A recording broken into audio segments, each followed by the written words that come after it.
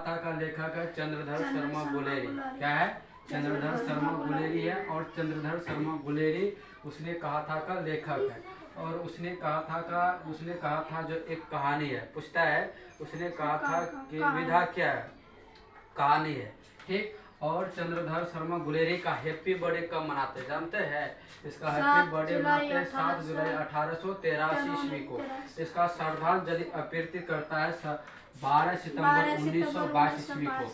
इसका जो है चंद्रधर शर्मा गुलेरी का नायक है लहना सिंह। और चंद्रधर शर्मा गुलेरी का जन्म कहाँ हुआ है? और ये सबसे पहले ये जन्म स्थान हुआ था जयपुर और राजस्थान में। और ये मूल निवास, जिस गांव में मूल निवास रहता था, तो उस गांव का नाम है गुलेर नामक ग्राम, जिला कांगड़ा, हिमाचल प्रदेश में। ये पूछ सकता है कि चंद्रधर शर्मा किस ग्राम से बिलोंग करता है? गुलेर से। कहाँ से? गुलेर से। इसके अंत में लगा हुआ नाम गुलेरी। क्या नाम है? गुलेरी। अगर पूछता है कि सोचेगा कि नाम याद नहीं रहता है, दूसरा गुलेर मतलब गुलेर चला है, अरे गुलट्ठा, उसी के नाम याद रखो गुलेर। क्या नाम रखना है? गुलेर। ठीक, यहाँ पर है गुलेर, गुलेर रखो। इसकी पिता का नाम था पंडित शिवराम। और चंद्रधर शर्मा ने 3 रचनाएं लिखा था जो कि पूछी जाती है। और 3 कहानियों में एक अमर की कहानी लिखा गया था।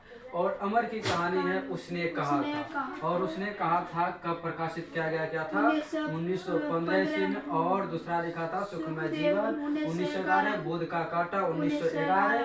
और युद्ध में जो था चंद्रधर शर्मा जो था गुलेरी 20वीं सदी में प्रथम चरण में हिंदी गद्य के साहित्य एक प्रमुख लेखक था। और इसमें से जानवे करते हैं कि एक लड़का और लड़की। लड़का का नाम था लहना सिंह और लड़की था सूबेदारनी। लड़का बिलोंग करता था अमृतसर, जो कि मामा के यहाँ आया था। और लड़की भी आया था, सूबेदारनी जो था कहाँ का आया था? ये भी कहाँ का आया था रे? मामे के लगन आया था। और ये ससुराल जो था, लड़का का उम्र हो रहा था 12 वर्ष, लड़की का उम्र हो रहा था कितना वर्ष? 8 वर्ष हो रहा था। लहना कहाँ के होते, कौन से गांव से बिलोंग करता था? मांझे से।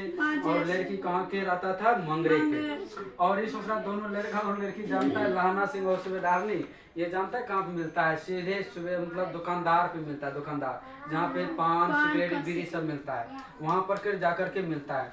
और दोनों जाकर के मिलता है, पहले मुस्कुराता है तो मुस्कुराता है, तो मतलब जिस तरीके से मतलब वो लव होता है, ठीक है।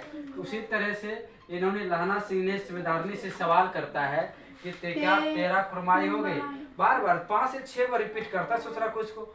लहना सिंह ने सूबेदारनी से जितना बार मिलता था ना, उतना बार इसको जो है लहना सूबेदारनी से पूछता था। तो इन ससुरा ने सूबेदारनी ने उसको धत करके शर्मा करके ससुरा भाग जाता था, शर्मा करके भाग जाता था।